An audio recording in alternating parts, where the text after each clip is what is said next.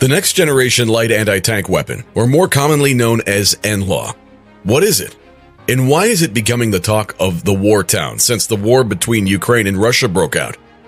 The British provided the next generation light anti-tank weapon, NLAW, to Ukraine before the war began in January. In this video, we are going to talk about everything you need to know about this secret Russian destroyer. The NLAW is being used by the Ukrainians to set up counterattacks and ambushes on Russian armored columns in the suburbs of Kyiv. The NLAW system is demonstrating its worth. They were able to widely distribute it to soldiers because they arrived before the war began, and the Ukrainians are now taking the initiative to blast the Russian armor. The Visegrad Group 24 news outlet reported on March 2nd that the Russians tried to advance in the Kyiv suburb of Bacha under the cover of darkness. According to Visegrad Group 24, the Ukrainians used the NLAW in an ambush that laid waste to Russian tanks and other vehicles. On January 19th, the UK military delivered 2,000 NLAWs to the Ukrainians, as well as military trainers to prepare the Ukrainians for their use. The defending forces are singing praises to the weapons. But what is the NLAW? The NLAW is a light shoulder-fired weapon with excellent portability that allows the operator to carry both a rifle and a pistol at the same time. The launcher is light and easy to use, weighing around 27.5 pounds. It fires a 150mm high-explosive anti-tank missile that is surprisingly powerful. The NLAW can destroy a tank or vehicle from a distance of 20 to 400 meters for moving targets and up to 800 meters for stationary targets. NLAW is easy to use. Simply look through the sight, align the target, and hold for 3 to 5 seconds before firing. The rocket then blasts out of the tube at 440 miles per hour, thanks to the predicted line of sight, inertial navigation, and guidance system. As a result, it's fire and forget.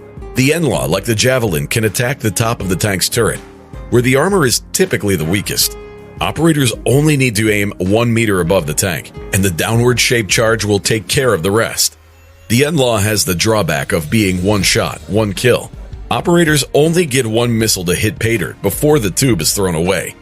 As a result, the United Kingdom and other countries with NLAWs will have to send more. The NLAW has numerous combat advantages, and infantry units are not required to change tactics as frequently. Regular Ukrainian army soldiers can hide in bunkers, trenches, or buildings, allowing unsuspecting Russian tanks to enter a kill zone and catch fire from the anti-tank weapon. To get a better downward angle against Russian armored vehicles, many soldiers will likely shoot from atop buildings. Another benefit is that they can be taught to less experienced reserve, territorial defense fighters very easily. As the Russians conduct assaults into the surrounding cities, the Ukrainians are already engaging in the suburban residential street-to-street fighting and expect more of this urban combat in the future. The NLAW is one weapon that the Russians will have to contend with, and it will terrorize many tank crews. To begin with, the NLAW is the British Army's name for the Saab Beaufort-developed MBT law, which was developed in the early 2000s when the British Army was looking for a more capable replacement for its Law 80. In 2002, Saab won the contract for the next-generation light anti-tank weapon, beating out several competitors, including the Saab-based Kestrel. In light of the ongoing tensions with Russia, the United Kingdom has just announced the transfer of light anti-tank weapons to Ukraine. This follows the United States shipment of Javelin missiles to Ukraine late last year, which we've already seen in the hands of Ukrainian troops. NLAW is a disposable single-shot system that weighs about 12.5 kilograms or 27.5 pounds and uses a predicted line-of-sight guidance. It, like the Javelin, has the ability to target the tank's weakest point. The NLAW has two firing modes on its top side. The first overfly top attack uses the predicted line of sight or plus system, in which the guidance algorithm optimizes the trajectory of the warhead on an elevated flight path above the target, which is useful for engaging static targets. The second overfly top attack uses the predicted line of sight or plus system, in which the guidance algorithm optimizes the trajectory of the warhead in an elevated flight path above the target, with the onboard proximity of using the warhead, then detonating and firing an explosively formed penetrator down onto the target. A British Army analysis in the 2000s found that significant numbers of vendors would be required to provide adequate close-range defense against armored vehicles in order to ensure sufficient battlefield coverage. Since its delivery and instruction into service in 2009, the system had to be capable and affordable.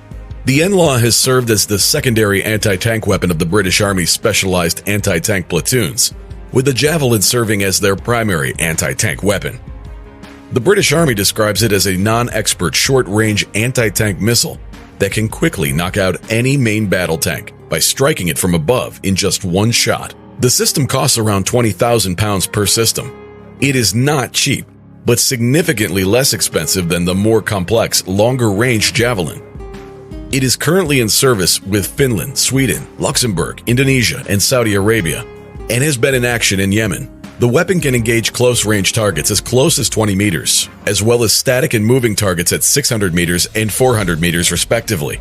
The NLAW isn't an anti-tank guided missile in the traditional sense, because once fired, the missile is not guided by any onboard system, allowing it to function as a fire-and-forget anti-tank guided missile.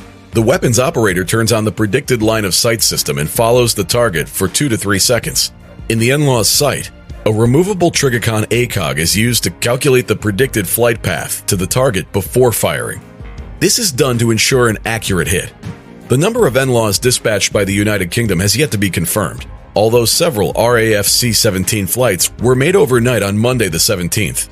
The C-17s carrying the NLAWs arrived. We can estimate that there are between 180 and 216 NLAWs on this flight alone.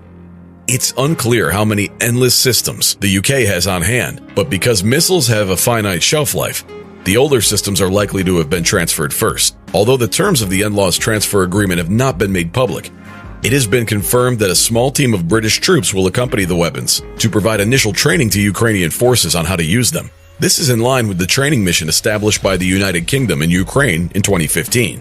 Wallace was quick to point out that this support is for short-range, clearly decisive weapons, not strategic weapons that pose a threat to Russia. They'll be used for self-defense. After completing the early-stage training, the UK personnel who provided it will return back to the UK. The United Kingdom has been cooperating with Ukraine not only through Operation Orbital, but also through a series of agreements signed in 2021 to support Ukraine's naval capability. While the NLAW's utility is limited to close-range engagements, the move sends a clear message to Russia. Comment down your thoughts on the very new NLAW and whether they will continue to be a boon to Ukraine, or will it poke Russia to bring out something worse for them? I think time will tell. That's it for today. Thank you for sticking around till the end. If you enjoyed this video, do give us a thumbs up and don't forget to share the knowledge with your friends. To watch more videos like these, do subscribe to our channel. If you know any more inventions worth talking about, drop them in the comments below. See you on our next video. Until then, peace.